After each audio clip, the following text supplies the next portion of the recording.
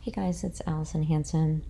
I wanted to start off your sonogames prep with something that's very important, and that is ultrasound transducer terminology. So basically, how we are going to communicate to each other, manipulating the transducer.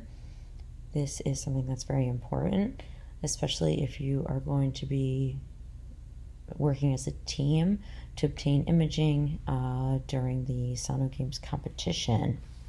I will admit, though, I was not. I guess this was something that was expected that you learned throughout your emergency medicine point of care ultrasound education.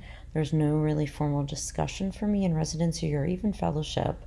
So I sometimes still struggle with the appropriate terminology, and that is going to be my resolution for next year, that we start off on the right foot with all speaking the same language, so there's no confusion.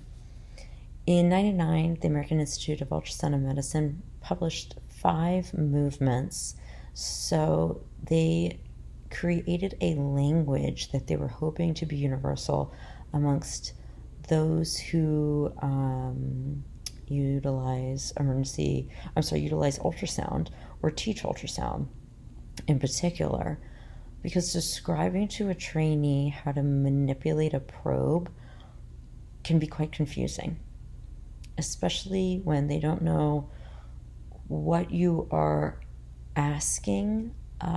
So if I were to say, move the probe inferiorly, like, what does that even mean?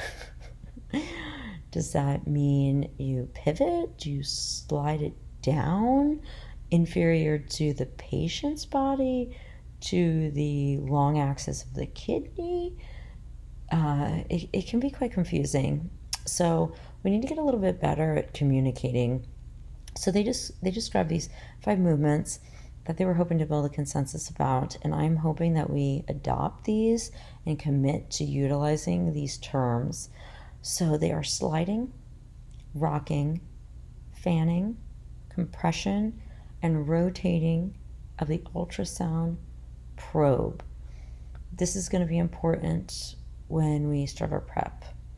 I still hear people, and I'm guilty of it too, utilizing a bunch of terms like move or shift, heel toe. I mean, those are fine, but they can be inconsistent and confusing. We are just discussing what we're going to do for our preparation. Therefore, we are all going to kind of gather around and adopt this language because we want to win. Also, it would be great for you to adopt this published language, so when you're practicing or teaching your juniors, there's no confusion. You can communicate better, and there's less frustration around learning ultrasound, because ultimately we want people to utilize this fantastic modality much more. And again, like I had discussed, if you're not using a clear, concise language that is easily understood, it can be very confusing as to what you're asking somebody to do relative to. So these terms are basically about the transducer access. So they can be interchangeably used, whether for whatever exam you're doing, whatever body part or whatever type of transducer you're utilizing.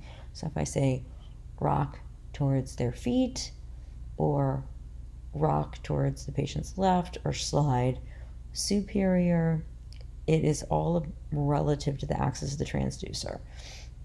It has nothing to do with the organ or the patient's lie. So we're going to talk about sweeping, fanning, compression, rotation, sliding, and rocking. So sweeping, that might be new to you.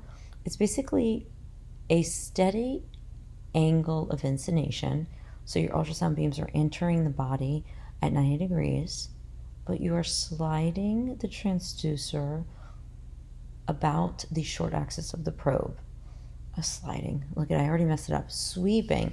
So you're sweeping about the short axis of the probe, just like you would sweep a broom about its short axis. That's how you would be moving the transducer.